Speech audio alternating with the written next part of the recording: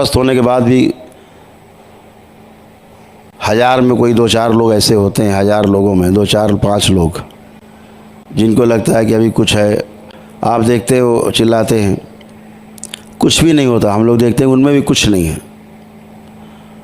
उनमें भी क्या होता है, उनका अपना स्वयं का जो शरीर है, जो मैंने बताया आपको कि आपके इस हाड़ मांस के शरीर के साथ 6 शरीर और हैं। इनमें से जो 3 शरीर हैं वो हमेशा सक्रिय रहते हैं। हमेशा 3 शरीर हमेशा सक्रिय रहते हैं और 3 शरीरों का अनुभव आपको भी होगा जो सक्रिय रहते हैं। पहला शरीर वो है जो हाड़ मांस का शरीर आपका सक्रिय, आप यहाँ जाते वहाँ जाते, आप देखते हैं सक्रिय, खा रहे हैं, पी रहे हैं, बोल रहे हैं, सुन रहे हैं। दूसरा शरीर वो है जब आँख बंद करते हैं आप, या खुली हुई आँख है, आप बैठे हैं, कुछ सोच रहे हैं, यहाँ बैठे बम्बई पहुँच गए, दिल्ली पहुँच गए, अमेरिका पहुँच गए, माता पिता के पास पहुँच गए, बच्चों के पास पहुँच गए। तो ऐसा ये दूसरा शरीर करता है, ये सूक्ष्म शरीर है। तीसरा कारण शरीर है। दूसरा शरीर जो सूक्ष्म शरीर है, चिंता वाला शरीर है, चिंता करता है, क्योंकि इसमें तमाम स्मृतियाँ हावी हैं। जो तीसरा शरीर है वो कारण शरीर है, जिसमें तमाम कर्मों के बीज छिपे रहते हैं। पिछले जन्मों में किए गए तमाम कर्म, उसके बीज रहते हैं। समयानुसार आपके ग्रह नक्षत्रों के प्रभाव से शुभ या अशुभ जैसे भी आपने कार्य किए हैं, उसके अनुसार भोग भोगने के लिए वो बीज अंकुरित होते हैं। वो जो बीज हैं, बीजों का अंकुरन उसी कारण शरीर में होता है।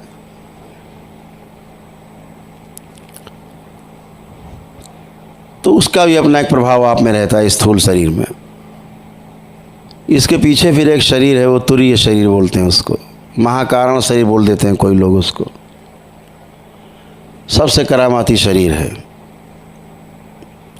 जहाँ पर अभी हमने गणना की आपसे, ये चौथा शरीर है तुरीय शरीर।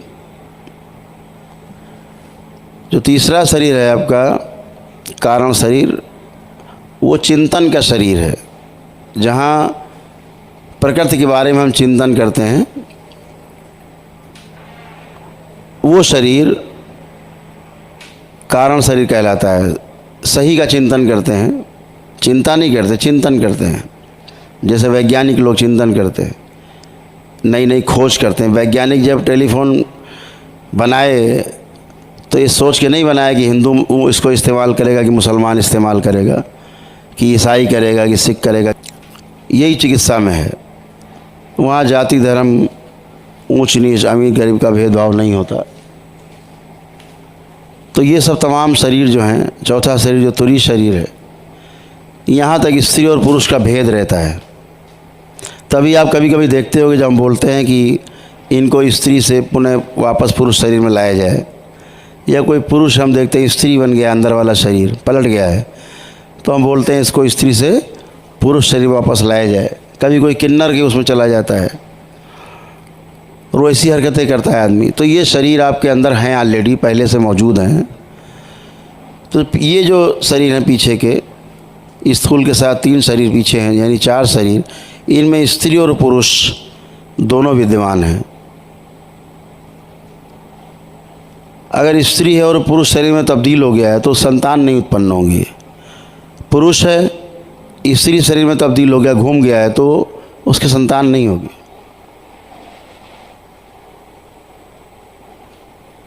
तो वो समस्याएं हमारे अपने शरीर की स्वयं की समस्याएं हैं।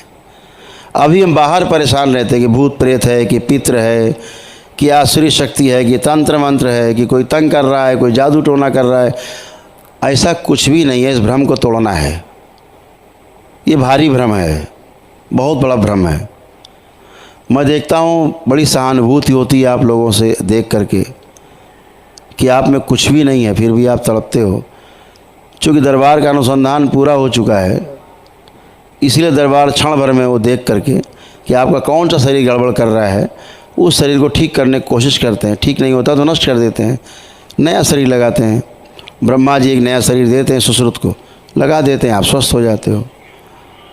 तो अब ये समस्याएं अभी इस कलयुग में लोगों को दिख ही नहीं रही है, तो समाधान कहाँ से होगा? पीछे का कोई शरीर बदमाशी कर रहा है, आपका आगे का हाड़ मांस का शरीर परेशान है। पीछे का शरीर अगर अंधा है आपका, अगर आपको मान लीजिए सूक्ष्म शरीर अंधा है, तो फिर धीरे धीरे आप अंधे होते जाएंगे, इससे आपको कोई रोक नहीं सकता, कोई दवा काम नहीं करेगी। पीछे के शरीर को कैंसर है तो इस हाड़ मांस के शरीर में धीरे धीरे कैंसर बनेगा, इसे कोई रोक नहीं सकता।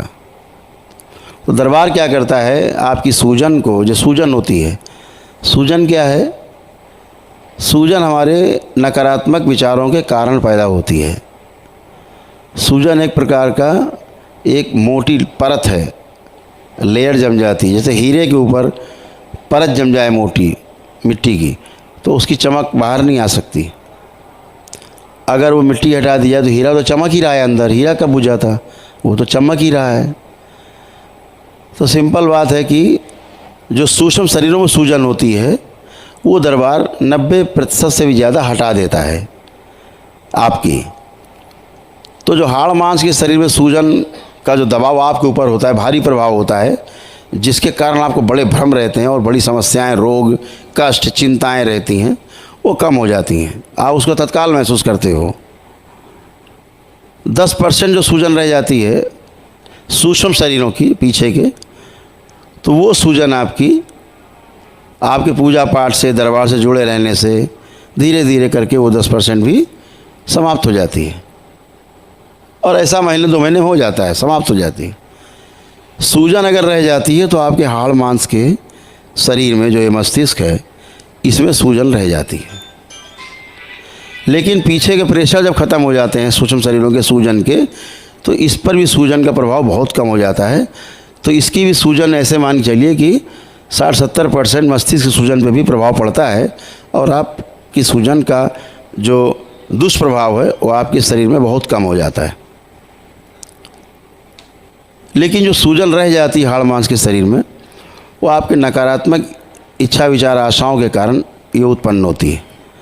सूजन बनती है तो फिर भ्रम उत्पन्न होता है। सूजन के कारण खून और ऑक्सीजन की जो सप्लाई है आपके मस्तिष्क में प्रॉपर नहीं हो पाती।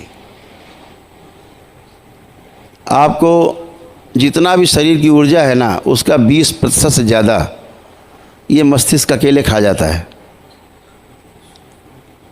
आपकी ऊर्जा को प्रयोग करता है पूरे शरीर की, क्योंकि यही असली जनरेटर है, असली यही है। बाकी तो सब इसके द्वारा चल रहा है, अपने आप कुछ नहीं चल रहा है, सब इसके द्वारा चल रहा है। तो इसमें गड़बड़ी के कारण बाकी चीज़ों में गड़बड़ी शरीर में आती है, सभी जगह, पूरे शरीर में। तो इसलिए बार बार मैं कहता हूँ सबसे कि सूजन को जाना बहुत आवश्यक है। जब तक ये सूजन नहीं जाएगी तब तक आप स्वस्थ नहीं होंगे। सपोज आपको सूजन है और आपके पीछे के शरीर सो गए, तो आप कोमा में चले जाओगे। अगर सूजन है पिछले के शरीरों में, आप दरबार से नहीं जुड़े हैं, तो पीछे के शरीरों में सूजन है, इसमें है ही हाड़ मांस शरीर में, तो आप कोमा में चले जाओगे। फिर दुनिया की कोई ताकत आपको कोमा से बाहर नहीं ला सकती, क्योंकि इस पूरी पृथ्वी पर अभी ऐसी कोई औषधि भी नहीं बनी है जो आपकी सूजन को कम कर सके। ख़त्म करना तो छोड़ो, कम भी कर सके, कोई दवा नहीं बनी। ना ऐसी कोई दवा बनी आज तक पृथ्वी पर जो आपके मस्तिष्क में सीधे चली जाए।